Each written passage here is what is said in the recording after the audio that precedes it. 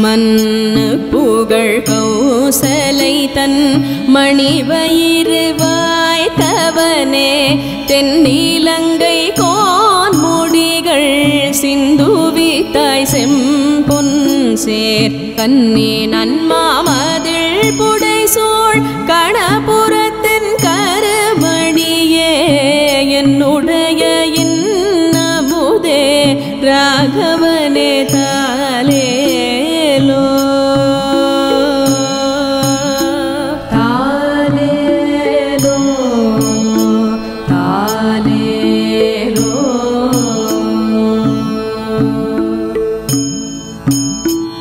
புண்டரீக மலரதன் மேல் புவனி எல்லாம் படைத்தவனே திண்டிரளால் தாட்டகை தன் உரம் உருவ சிலை வளைத்தாய் கண்டவர் தம் மனம் வழங்கும் கணபுரத்தின் கருமணியே என் திசையுமாடுடையாய் ராகவனே தாலேலோ தாலேலோ தாலேலோ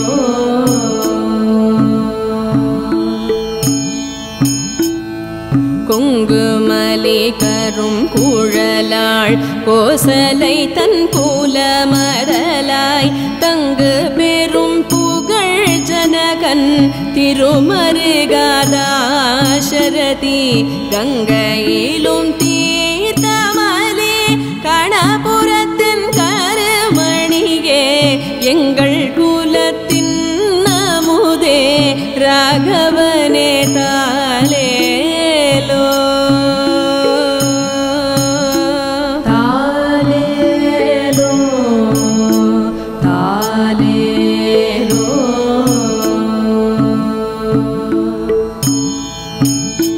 தாமரை மேலையன்னவனை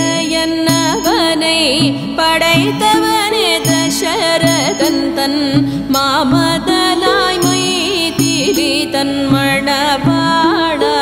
வண்டினங்கள் காமரங்கள் இசை பாடும் கணபுரத்தில் கருமணியே ஏமருவும் சிலை வலவா ராகவனே தாலேலோ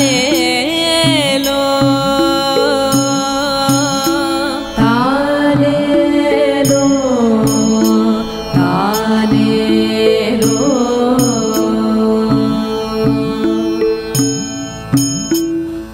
பாராடும் படர் செல்வம் பரதநம்பிக்கே அருளி அன்பு இளையவனோடு அரும் காலம் அடைந்தவனே சீராடும் வரை மார்பா திருக்கண்ணபுரத்தரசே தாராடும் நீன் முடியன் தசரதி தாலேலோ தாலேலோ தாலேலோ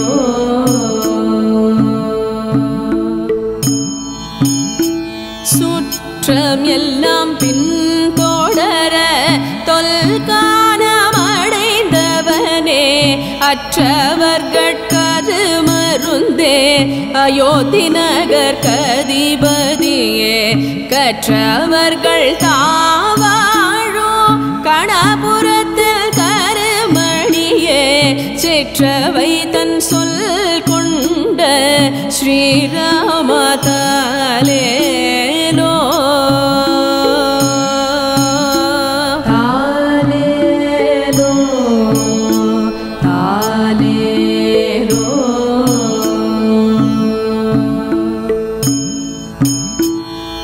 ஆலி நிலை பாலகனாய் அன்றுலகம் உண்டவனே வாலியை கொன்று அரசு இளைய வானரத்து கழித்தவனே காலின் மணி கரையலைக்கும் கணபுரத்தில் கருமணியே ஆலி நகர் கதிபதியே அயோத்தி மனே தாலேலோ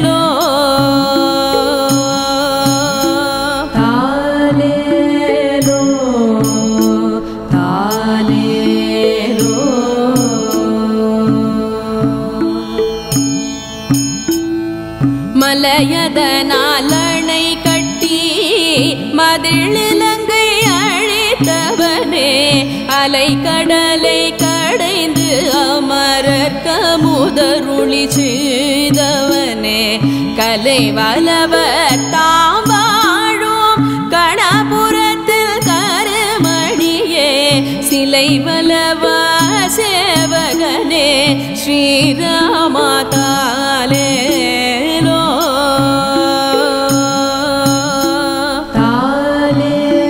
தாலேலோ தாலேலோ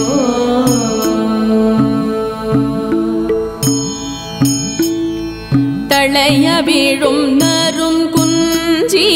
தயாரதன் தன் கூலமதலாய் வளைய ஒரு சிலையதனால் மதிழிலங்கை அழித்தவனே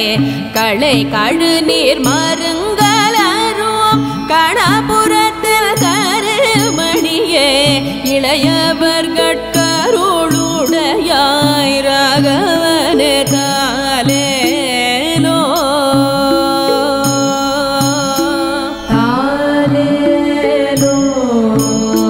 தாலேலோ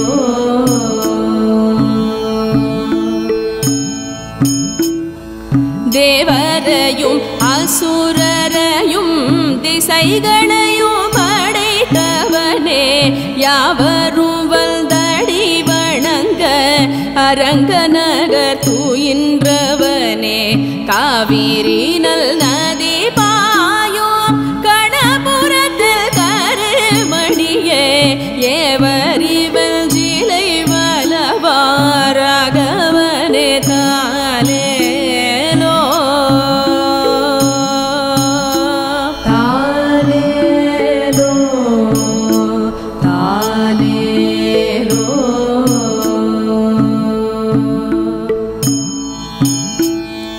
கன்னி நன்மா மதில் பூடை சூழ் கணபுரத்தின் காக்குத்தன் தன்னடி மேல் தாலேலோ என்றுரைத்த தமிழ் மாலை கொல்நவிலும் வேல் வலவல் குடை குலசேகரன் சொன்ன பன்னிய நூல் பத்தும் வல்லார் பங்காய பத்தர்களே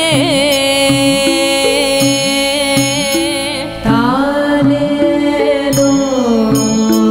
தாலேலோ தாலேலோ தாலேலோ தாலேலோ தாலேலோ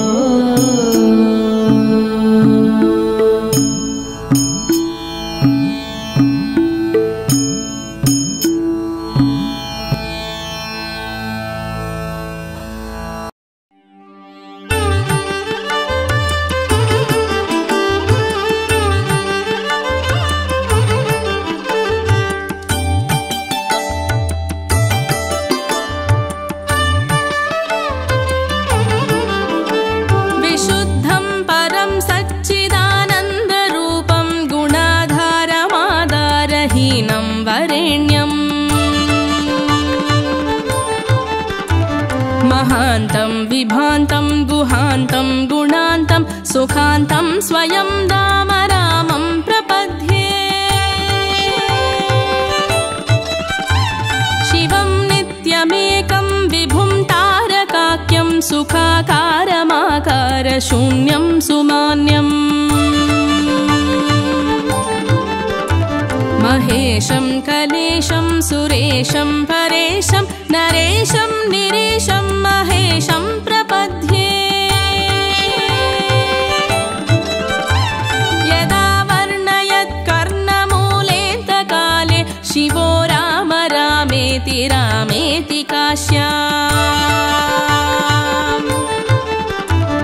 तदेकं परं तारक ब्रह्मरूपं भजेऽहं भजेऽहं भजेऽहं भजेऽहम् महारत्नपीठे शुभे कल्पमूले शुकासीनमादित्यकोटिप्रकाशम्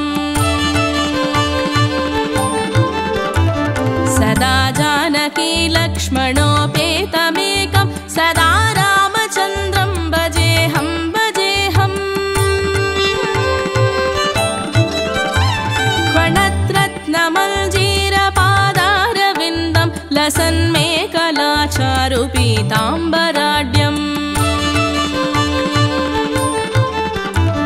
महारत्नहारोल्लसत्कौस्तुभाङ्गं न तच्चञ्चरी मञ्जरी लोलमालम्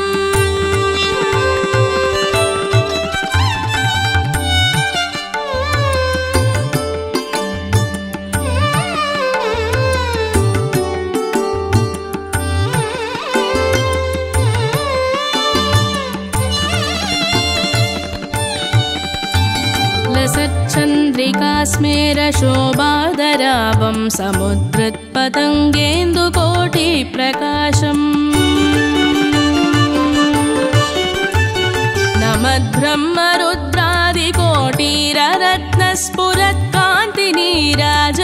नमद्ब्रह्मरुद्रादिकोटिररत्नस्फुरत्कान्तिनीराजनारादिताङ्घ्रिम्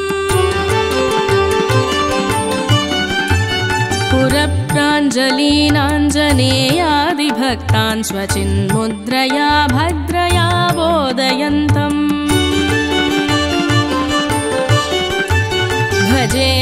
भजेऽहं सदा रामचन्द्रं त्वदन्यं न मन्ये न मन्ये न मन्ये यदा मत्समीपं कृतान्तः समेत्य प्रचण्डप्रकोपैर्भटैर्भीषयेन्मा तदाविष्करोषि त्वदीयं स्वरूपं सदा पत्प्रणाशं सकोदण्डबाणम् निजे मानसे मन्दिरे सन्निधेहि प्रसीद प्रसीद प्रभो रामचन्द्र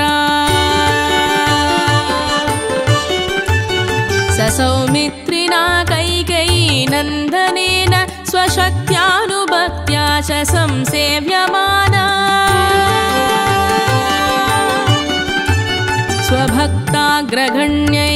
स्वभक्ताग्रगण्यैकपीशैर्महेशै अनेकैरनेकैश्च रामः प्रसीद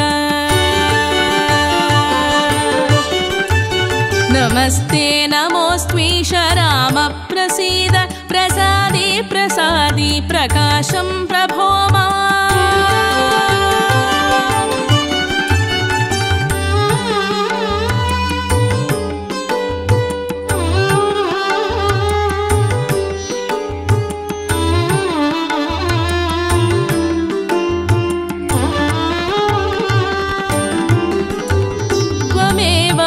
दैवं परं मे यदेकं सुचैतन्यमेतत्त्वदन्यं न मन्ये यदो भूतमेयं वियद्वायुतेजो जलापादिकायं चरं चाचरं च नमः सच्चिदानन्दरूपाय तस्मै नमो देवदेवाय रामाय तुभ्यम् नमो जानकी जीवितेशाय तुभ्यं नमः पुण्डरीकाय ताक्षाय तुभ्यम् नमो भक्तियुक्तानुरक्ताय तुभ्यं नमो पुण्यपुञ्जैकलभ्याय तुभ्यम् नमो वेदवेद्याय चाद्याय पुंसे नमः सुन्दरा इन्दिरावल्लभाय नमो विश्वकर्त्रे नमो विश्वहर्त्रे नमो विश्वभोक्त्रे नमो विश्वमात्रे नमो विश्वनेत्रे नमो विश्वजेत्रे नमो विश्वपित्रे नमो विश्वमात्रे नमस्ते नमस्ते समस्त प्रपञ्च प्रभोग प्रयोग प्रमाण प्रवीण मदीयं मनस्त्वत्पदाद्वन्द्वसेवां विदातुं प्रवृत्तं सुचैतन्यसिद्ध्यै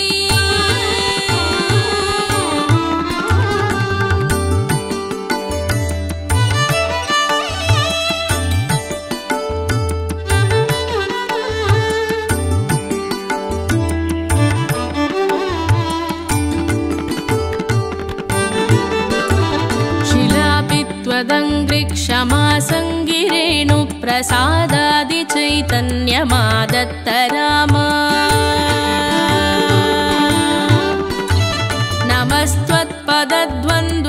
नमस्त्वत्पदद्वन्द्वसेवाविधानात् सुचैतन्यमेतीति किं चित्रमत्र पवित्रं चरित्रं विचित्रं त्वदीयं नराये स्मरन्त्यन्वहं रामचन्द्र भवन्तं भवान्तं भरन्तं भजन्तो लभन्ते कृतान्तं न पश्यन्त्यतोऽन्ते सपुण्य सगण्य शरण्यो ममायं नरो वेदयो देवचूडामणिं त्वाम् सदाकारमेकं चिदानन्दरूपं मनोवागगम्यं परं धाम राम प्रचण्ड प्रताप प्रभावाभिभूत प्रभूतारिवीर प्रभो रामचन्द्र बलं ते कदं वर्ण्यतेऽतीव बाल्ये यथोकण्डिचण्डीशकोदण्डदण्डम् दशग्रीवमुग्रं सपुत्रं समित्रं सरिद्दुर्गमध्यस्थरक्षो गणेशम् भवन्तं विना रामवीरो नरो वा सुरो वा मरो वा जयेत् कस्त्रिलोक्या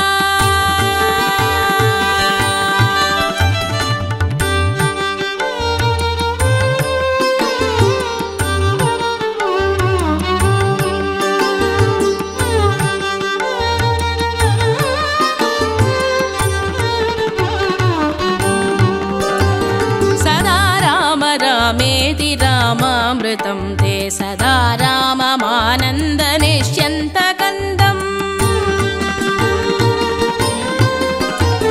पिबन्तं नमन्तं सुदन्तं हसन्तं हनुमन्तमन्तर्भजेतं नितान्तम्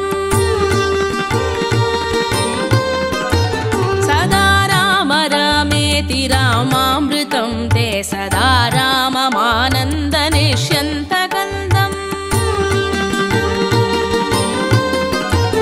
पिबन्नन्वहं नन्वहं नैव मृत्योर्पिबेमि प्रसादा ससादा तदैव असीता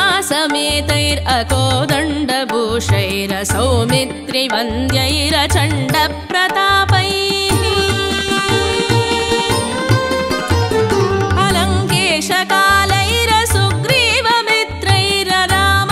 अलङ्केशकालैरसुग्रीवमित्रैररामाभिधेयैरलं दैवतैर्नः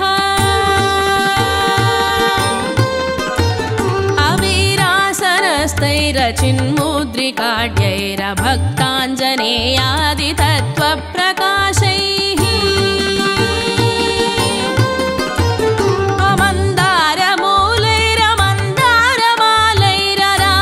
अमन्दारमूलैरमन्दारमालैररामाभिधेयैरलं दैवतैर्नः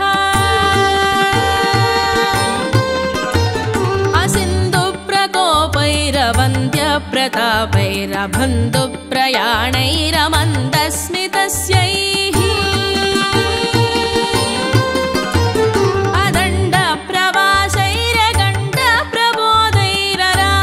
अदण्डप्रवासैरगण्डप्रबोधैररामाभिधेयैरलं दैवतैर्नः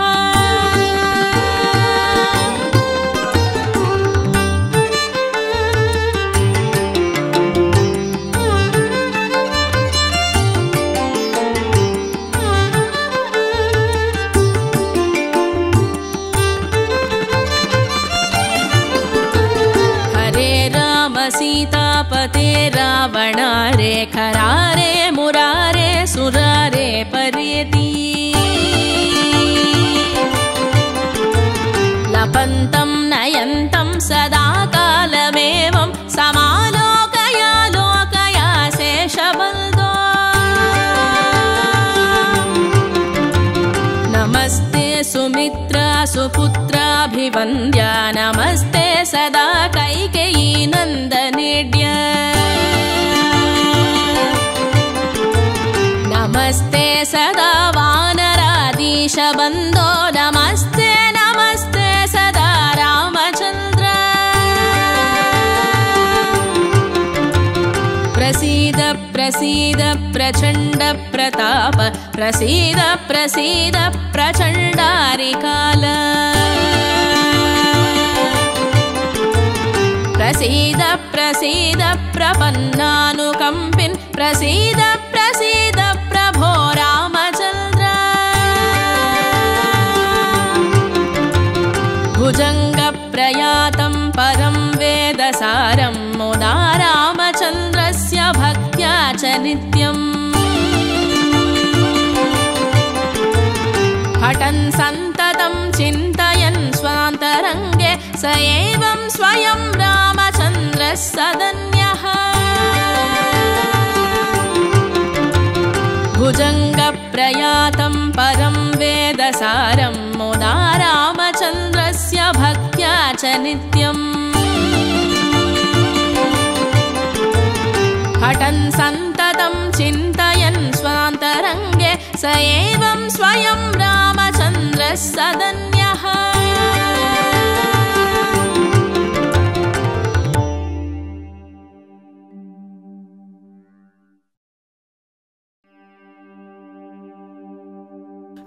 सुग्रीवमित्रं परमं पवित्रं सीताकलत्रं नवमेघगात्रम्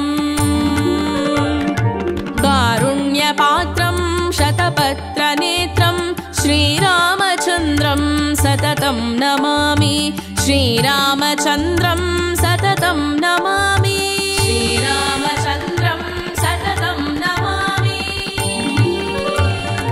संसारसारं निगमप्रचारं धर्मावतारं हृदभूमिभारं सदा निर्विकारं सुखसिन्धुसारं श्रीरामचन्द्रं सततं नमामि श्रीरामचन्द्रं सततं नमामि श्रीरामचन्द्रं सततं नमामि